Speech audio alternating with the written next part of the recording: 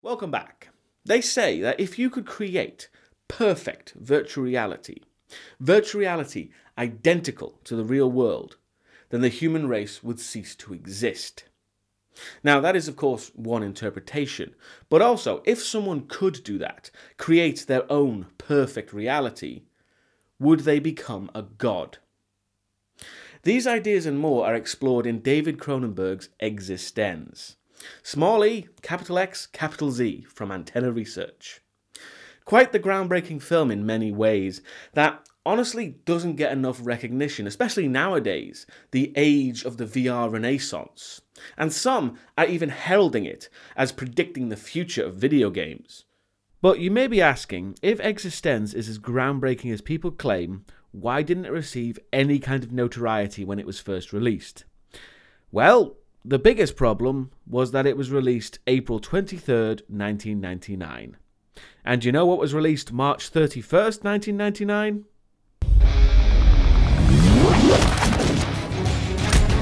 Yeah, The Matrix. It was pretty much doomed to comparison from the very start. So let's take some fresh eyes to it, shall we? There won't be any Matrix comparisons from me, mainly because this and The Matrix are completely different films, with only the tiniest sliver of a connection, making a comparison inherently asinine. Let's take a look. The film begins with a considerably long opening credit sequence, full of ambiguous imagery. Cronenberg's argument is that a long opening to a film sets an atmosphere or a tone, and immerses the audience. I can certainly understand where he's coming from, however, I can also understand the alternative arguments that it's a bit egotistical, expecting an audience to sit through basically nothing, potentially boring them before you've even started. But hey, at least it's not just white text on a black background, I suppose. After the credits, the film gets straight into it, with future Doctor Christopher Eccleston explaining to a crowd what eXistenZ is. Firstly, emphasising the punctuation of a small e, capital X, capital Z, which is not particularly significant in itself. However, if you take into account that two of the film's producers were Hungarian, and the Hungarian word for God is Isten, you start to understand what they did there. Also, can I point out Eccleston's accent here? For our test launch of eXistenZ by Antenna. Now, obviously, he's normally British, so his accent is pretty odd, but that's not why I'm pointing it out, because it's not the only accent in this film which is noticeably a bit strange, shall we say. The current talk is conducted by a company known as Antenna Research, which might not sound like it, but it's a manufacturer of video games and video game systems. And with a name like Antenna Research, it evokes this idea that in this world, video games have developed into something more. Yes, they are fun, and yes, that's their point, but they're also a lot more serious too.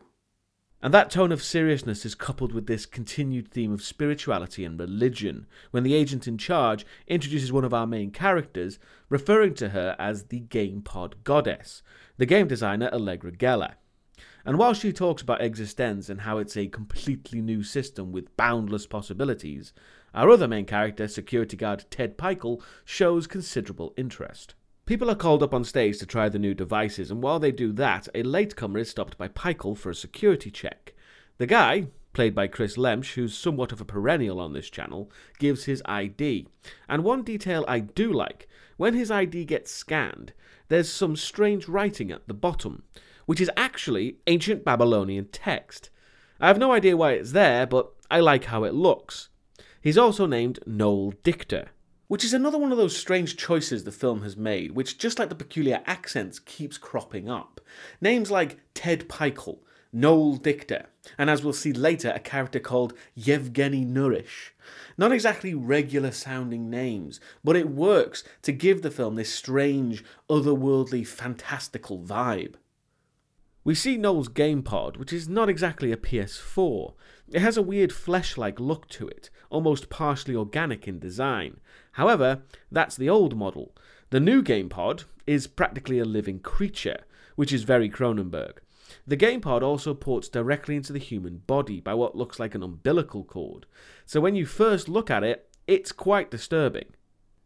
Allegra starts the eXistenZ session, and it's no coincidence this is taking place in a church, and the game pod goddess has 12 people with her in a, let's call it, Last Supper arrangement.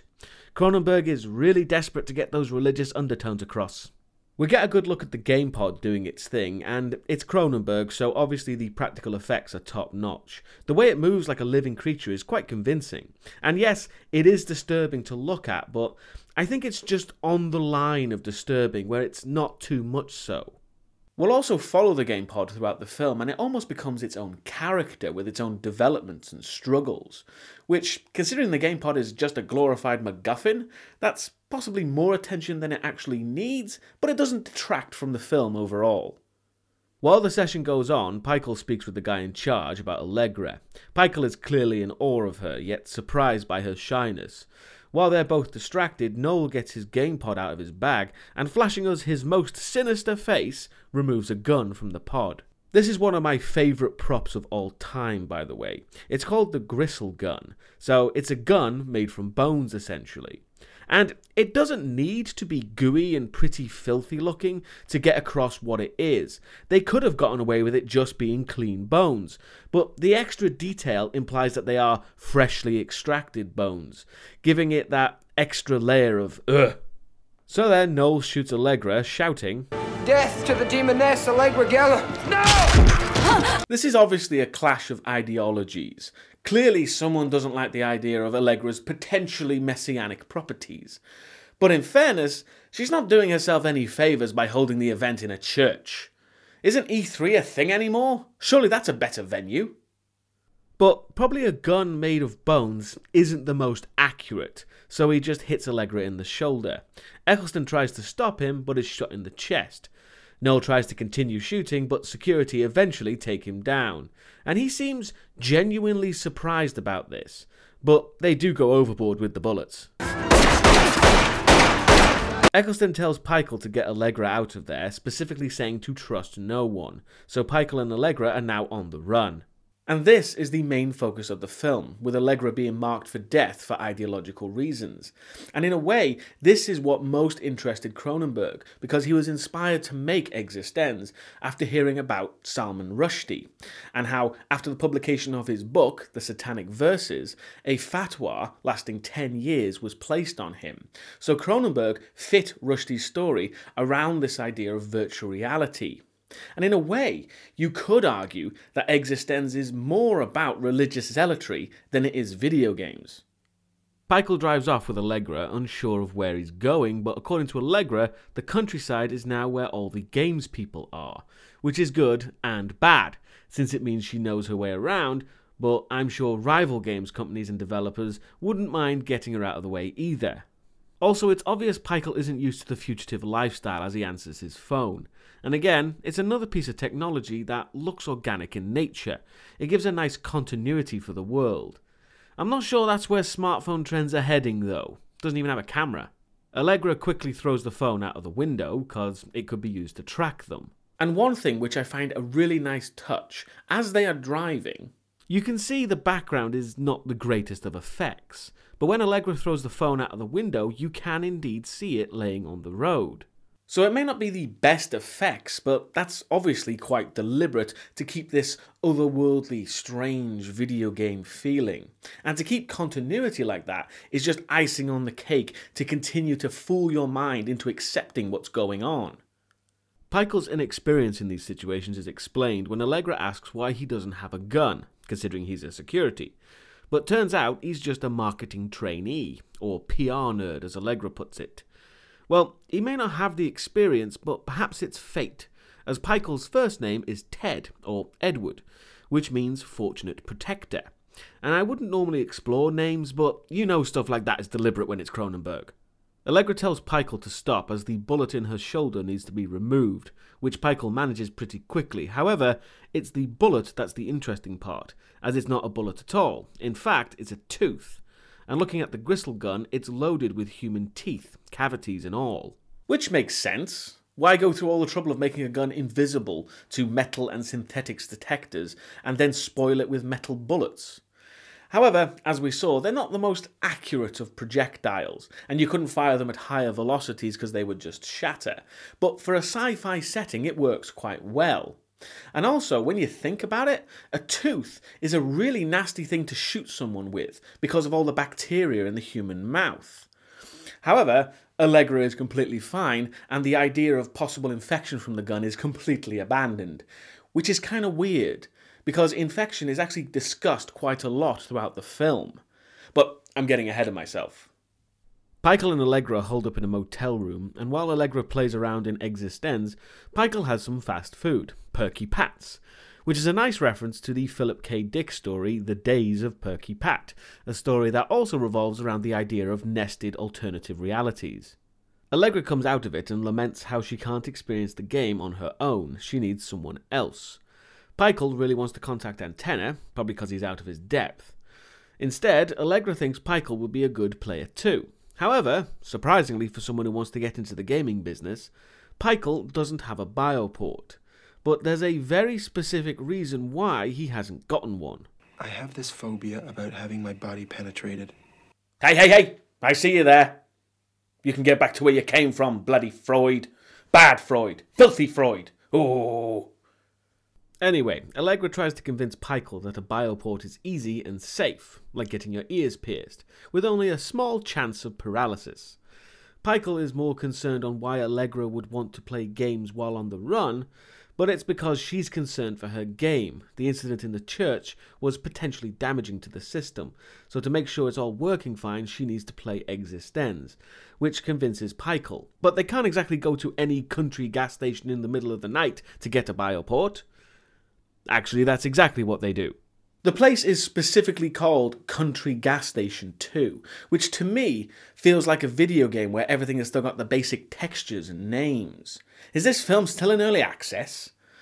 But it is interesting how there is very little detail in this world. You know, it's church, motel, country gas station. But also, there's nothing like currency or media, except for games, or even adverts.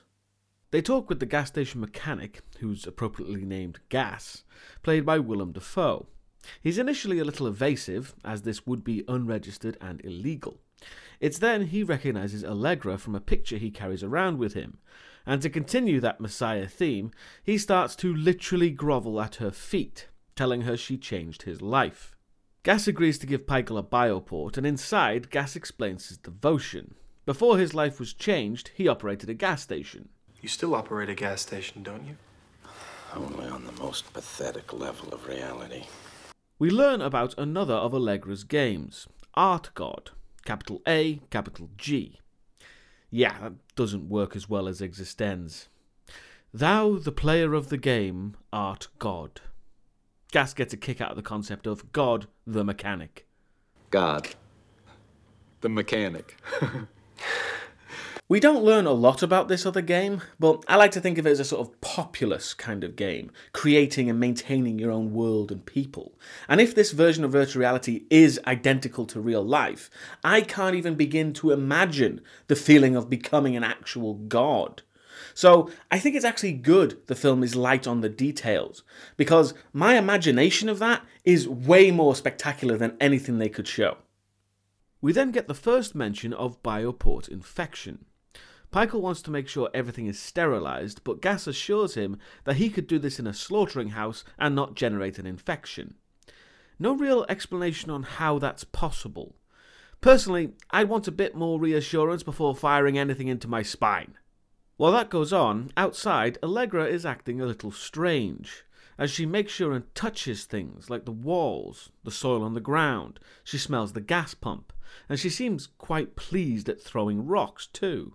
I think I implied enough that this is possibly not the real world, and this is definitely the first real example of that, because Allegra is experiencing things the way anyone else would when they first experienced VR, marvelling at all the realism of it. Now, you could argue that because she makes virtual reality games, that this is how she experiences the world in order to accurately recreate it, or she spends so much time in virtual reality that the real world is completely alien to her. But we all know that's not the case here. To add to the unreality, Allegra encounters a strange-looking lizard with 2 heads, but considering the game pod looks like a creature as well, it doesn't seem too strange to encounter mutated or evolved animals. And of course, when it's stationary, it's a practical effect, which still looks great today. I think the otherworldliness of it helps that fact. Back inside, the procedure is going ahead, and Gas uses what he calls the stud finder. Basically a device that locates the correct place for the bioport, placing a little target on Pichel's back. Slightly reminding me of when you get a tattoo and they place a stencil on you first. Also, when Gas brings out the actual bioport gun, Pichel is a little less confident. Pichel quickly freaks out with a wrench, so again Allegra has to convince him, and it really doesn't take much, as he's soon given the bioport, and it certainly doesn't look pleasant. The procedure paralysed Pichel's legs, which might have been something to mention considering that's exactly what worries him. Allegra is straight to the point, wanting to play eXistenZ right now, even using some mechanics lubricant because she clearly doesn't give a f***. Also again, XE60, a slightly skewed version of WD-40, possibly because the filmmakers didn't want to advertise, or implying that this reality is off in some way from our own. Pichel asks again why bioports don't get infected, because they open up right into your body, and we get somewhat of an explanation, but not really. This is how Allegra addresses it. Listen to what you're saying, Pichel. Don't be ludicrous. So she basically says that bioports don't get infected because they are the same thing as your mouth.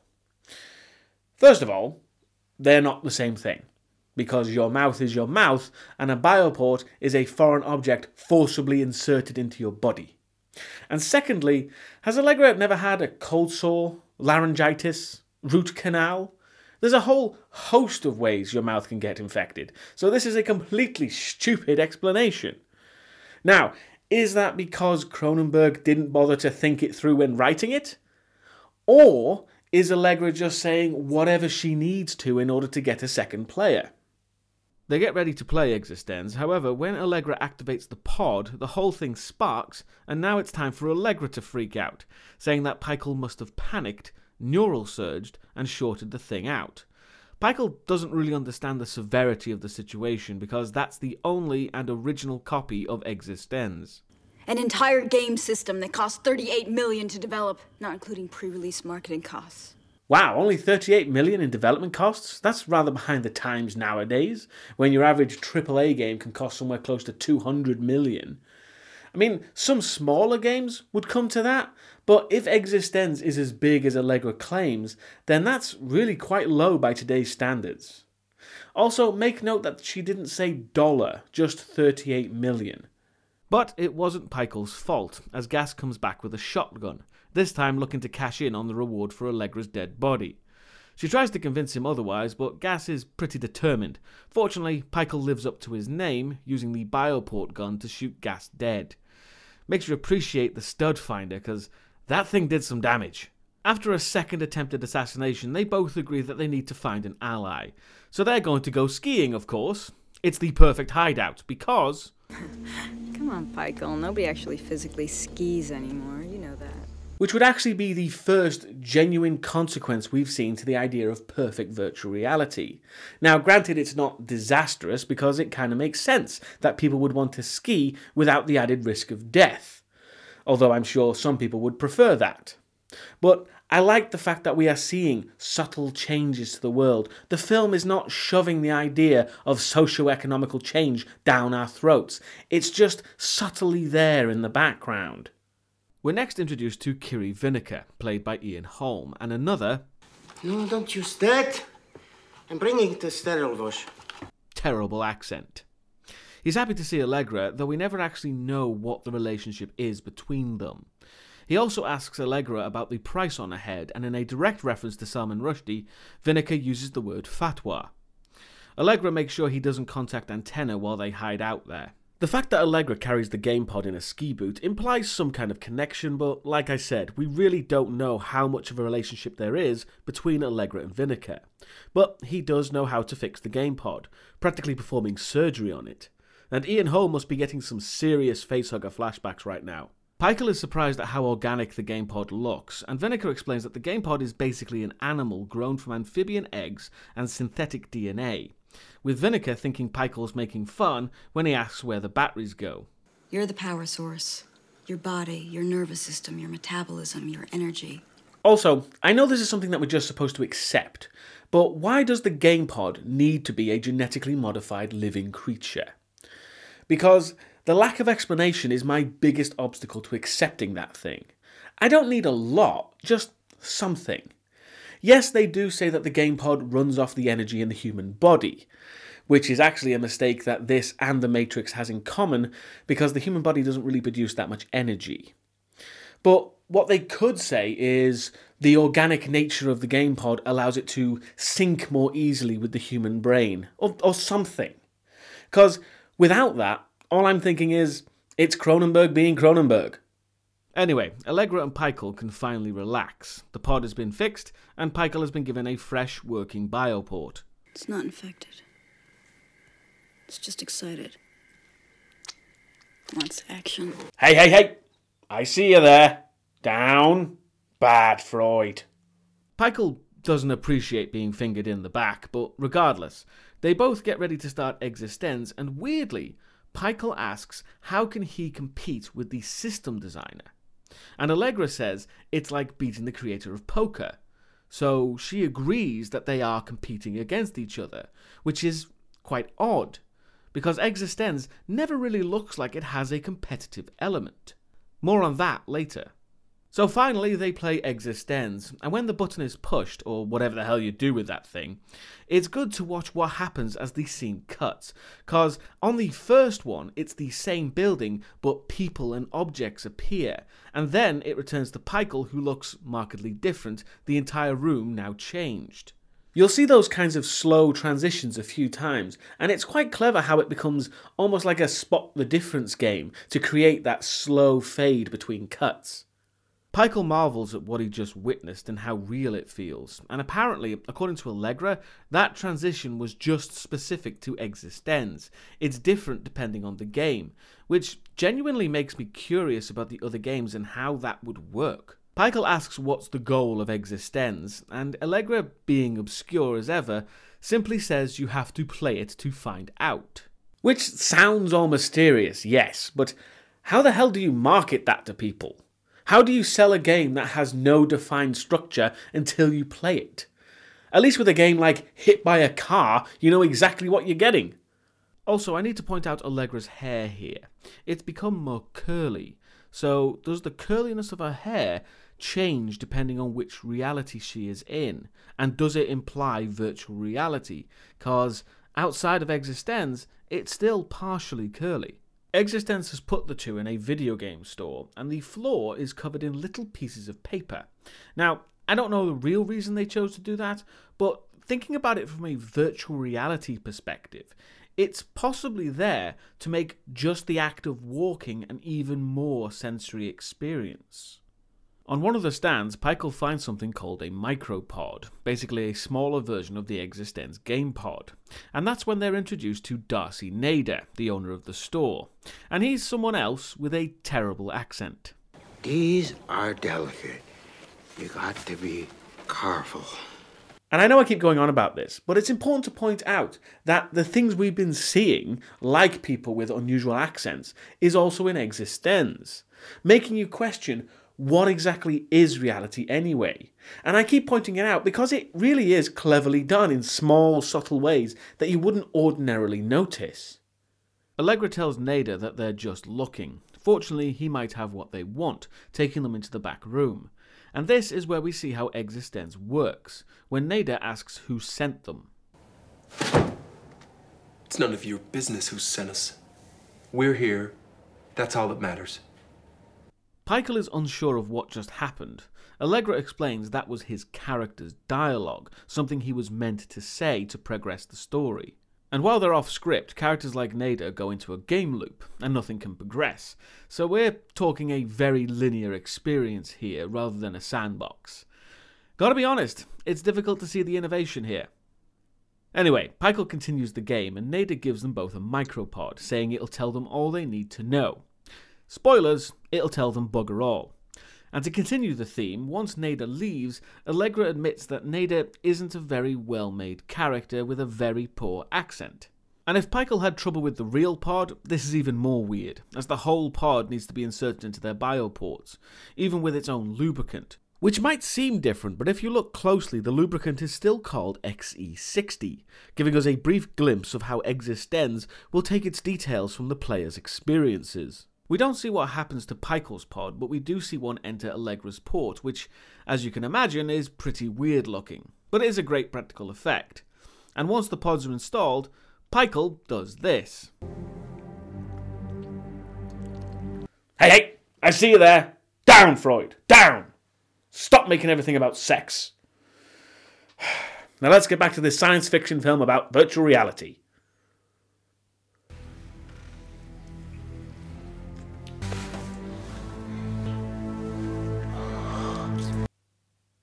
Bad Freud. So anyway, after the makeout session that they both felt compelled to perform by the game, Pikel suddenly finds himself on some kind of slaughtering line, holding up some messed up looking amphibian. The guy next to him notices his confusion, introducing himself as Yevgeny Nourish. The place is called Trout Farm, but Nourish explains it now makes parts for game pods. Pikel expertly guts one of the amphibians, and Nourish enigmatically suggests he has lunch at the close-by Chinese restaurant, and to order the special, and refuse to take no for an answer. Pikel is then asked to deliver a parcel to the back room, where he finds Allegra performing a much more over-exaggerated and disturbing surgery on a game pod. I've always thought that this was the game extrapolating Pikel's experiences, because he's not used to game pods. And earlier he told Vinegar that it felt like he was performing surgery on a dog. So eXistenZ took those disturbing feelings he felt and pushed them to their most absurd degree. Because to Pikel, the pod is more of an animal than it is a piece of technology, so that's what it became. There's then a very strange moment with Allegra, because she takes a parcel from the cart and asks Pikel what Nourish told him. But when Pikel doesn't answer, she just performs the action again. Which is odd, because we've only ever seen game characters act this way, in a loop. So it brings into question what a game character is and what a player is. It has this uneasy feeling of ambiguity about it. Pikel and Allegra go to the Chinese restaurant. The waiter suggests sea bass, but Pikel asks for the special, which surprises the waiter to say the least. He insists that the special is for special occasions, so Pikel says it's Allegra's birthday, which easily satisfies him. The special doesn't seem particularly popular though, with everyone else at the table leaving. While they wait for the special, Pikel says he wants to put the game on pause, saying he feels uneasy and disconnected from his real body, referring to it as a form of psychosis, which to Allegra is a good thing, so she's not really showing the empathy that Pikel requires at the moment. But Pikel does manage to pause the game, like this. eXistenZ is paused! Which I'm always surprised hasn't become a meme of some kind. Also, there's a really nice touch when Pikel's head hits the table. You can see how the table has become the bed from the room, showing the blending of reality and non-reality. Also with the added bonus of not hurting Jude Law's face. The light has also changed slightly, with different objects from the room added. It's a really subtle thing that you wouldn't normally notice because it just goes by so quick. Pikel and Allegra wake up back in the room, and he seems unsure what to believe anymore, as the real world feels unreal to him. Allegra doesn't actually do anything to help calm him down. She just kisses him, and then they go back into eXistenZ. Which always felt quite dismissive to me. Pikel is freaking out and possibly losing his grip on reality, but then just goes back into the game. It's possible the film is trying to say something about the addictive nature of virtual reality, but it all ultimately falls flat, as it never goes past the basic "I don't know what's real" question, and doesn't really develop to anything more than that. They're soon back in the Chinese restaurant, and the waiter returns with the special, which is not really as special as it seemed. It looks pretty horrendous. It's just a platter of amphibian carcasses with the two-headed creature from earlier added to the mix. And from Allegra's reaction, it doesn't smell too good either. The waiter leaves them with the platter, and although it really shouldn't, This is the part of the film that makes me very hungry, as Pikel dives in saying he finds it disgusting, but he can't stop himself from eating. He then starts collecting bones, and quite quickly it all starts looking familiar, as eventually Pikel assembles a Gristle Gun. And we never really know if that is how a Gristle Gun is assembled, or it's just something that Pikel has come up with in his subconscious. But I do like the idea of a gun you assemble from a meal. After all, it fires teeth, so why can't teeth be used in other parts of its construction as well? Pikel also removes a dental bridge to use as ammunition, and once fully assembled and cocked, he points it at Allegra. Death to the demoness Allegra Geller. Because I don't know about you, but I'd love it if a game used my personal trauma against me. Jesus, can you imagine a Silent Hill game in this system? Pikel passes it off as a joke, but his urge to kill is rising. Obviously, Allegra is a little uneasy, but for some reason, Pikel has a game urge to kill the waiter. Neither of them know why, of course, but Allegra tells him to just go with it, calling him over. Pikel really doesn't want to kill anyone, but Allegra says he won't be able to stop himself, so enjoy it. And Pikel says it himself. Free will is obviously not a big factor in this little world of ours. That's an important point to make as well, because when you think about it, in a world where perfect virtual reality is an established thing, what makes eXistenZ so innovative? Because it's a completely ambiguous, railroaded experience.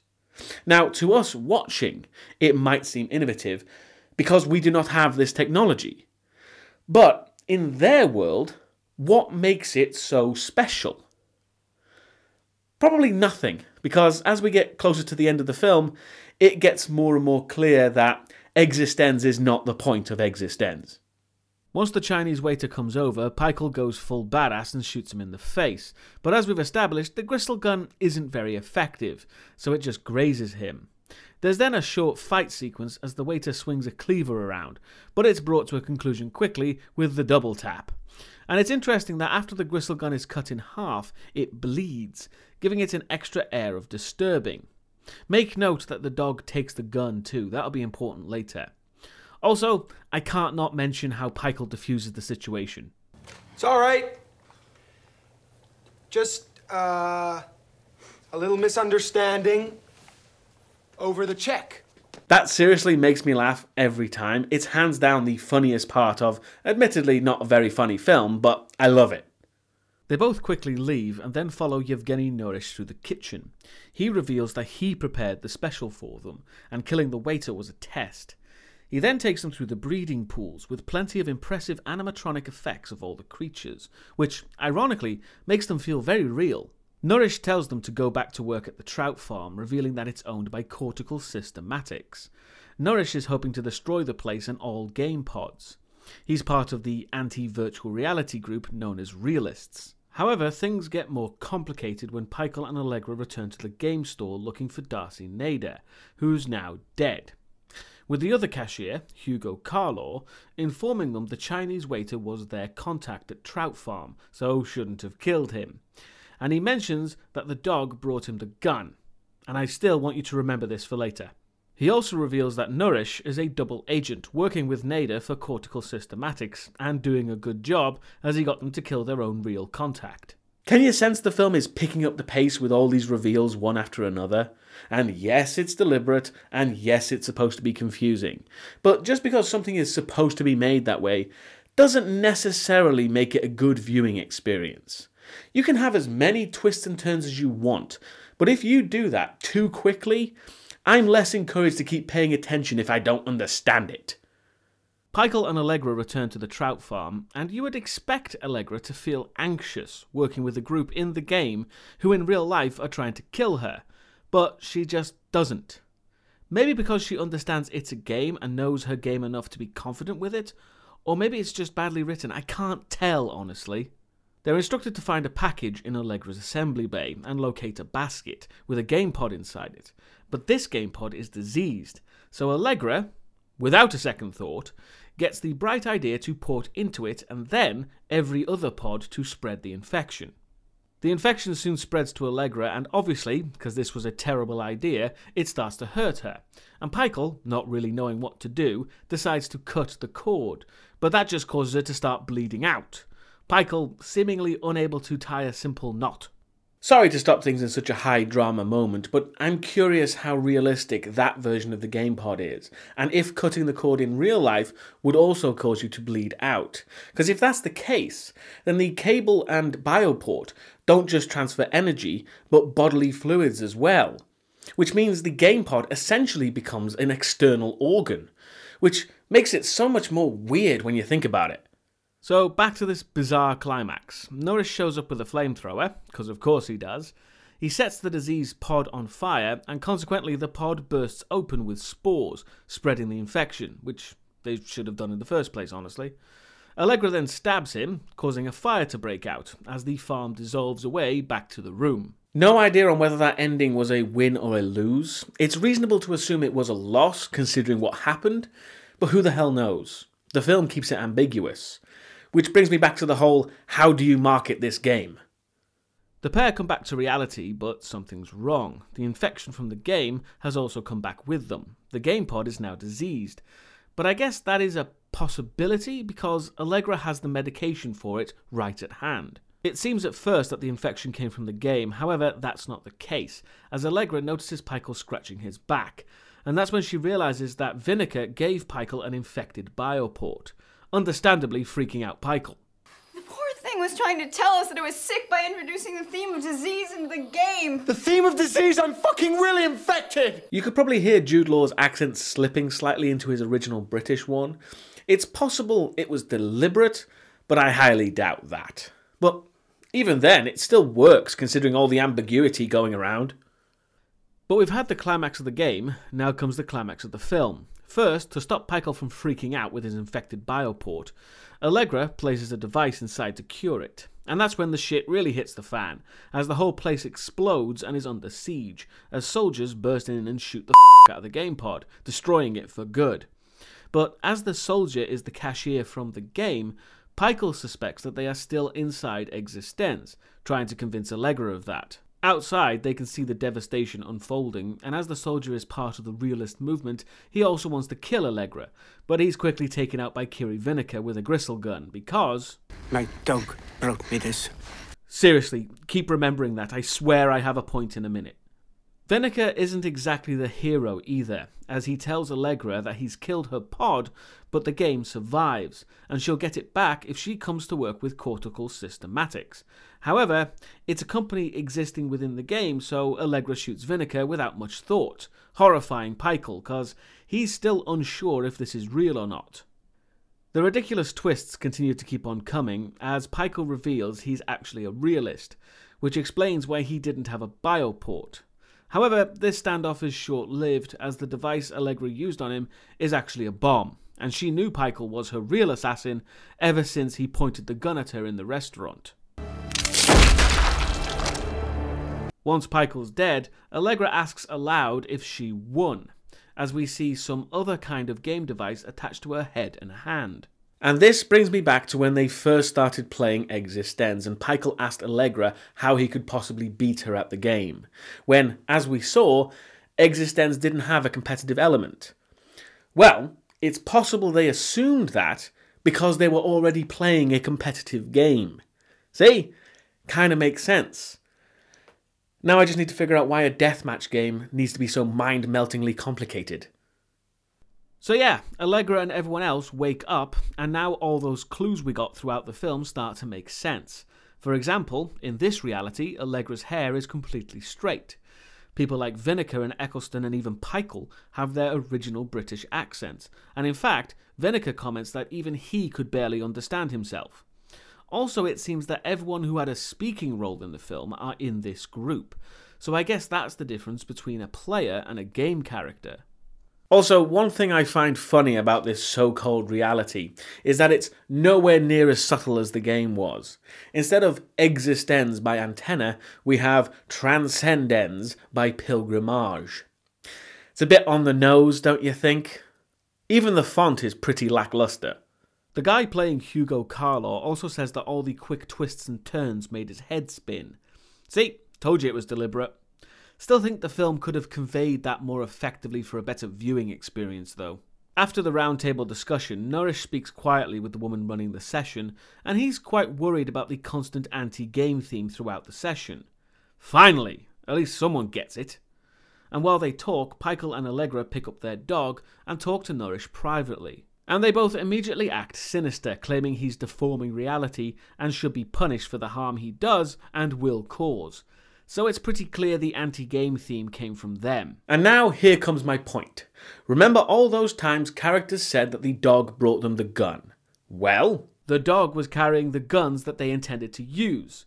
Which I know might seem obvious, but I love how long-running that foreshadowing was. But unlike the game, these assassins ain't messing around, as they gun down both Nourish and the woman running the event. Which is kind of funny that Sarah Polley is listed on the front of the DVD, but only gets this tiny amount of screen time. But speaking of the DVD, somebody really dropped the ball here, because they put the ending shooting scene on the back of the box. I mean, come on, spoilers! Also, another thing I want to point out. Remember this moment from Pikel. eXistenZ is paused! Well, after the shooting, he does this. Die! To pilgrimage! Die! To transcendence! Which to me very much feels like a forced game moment. And when they leave, it looks like they're about to shoot someone else, but... Are we still in a game? So as far as I'm concerned, yeah, this still wasn't reality. That just makes sense to me, that we would never actually see reality in a film about virtual reality. So that was eXistenZ. Also, yes, I do realise that all my questions of how is this or that possible, or why do this or that, is rendered ultimately and completely irrelevant by this whole none of it was real ending. So f*** me, I guess, right, Cronenberg? But I do hope you can at least see how comparisons to The Matrix are just silly. And don't get me wrong, regardless of how down I may sound towards this film, it is still hands down one of my favourite sci-fi films. Because it's such a high concept, and any regular viewer of the show should know how I love subtle little details, and this film is perfect for that. You also have to praise the acting of everyone, not just the leads, because everyone had to essentially play someone playing someone else, which is a bit trippy. But I don't think anyone can disagree that the effects are nothing short of iconic. From the game pod and animals to the instantly recognisable Gristle Gun, the props and effects are incredible. From the effects to the high sci-fi concepts, it may have gotten a bum rap when it was first released, but eXistenZ continues to be a cult classic, and maybe, hopefully, it'll become even more so in these days of the VR renaissance. Let's just hope it's not too prophetic, yeah? Hi everyone, thank you so much for watching, and also a huge thank you to everyone who has chosen to donate to the Patreon so far. Their names are on the screen right now. Also, thanks to those generous donations, we have achieved the first goal of reviewing all 3 series of the Hannibal TV show. There's still some prep to do, but that will be appearing on the channel in the near future. Any new donations will go towards making the videos even better, and also my eventual plan of making all videos completely ad-free. If that sounds like something you'd be interested in, please feel free to visit the Patreon page on the screen right now or in the description box below. Thank you so much for watching, and I'll see you next time.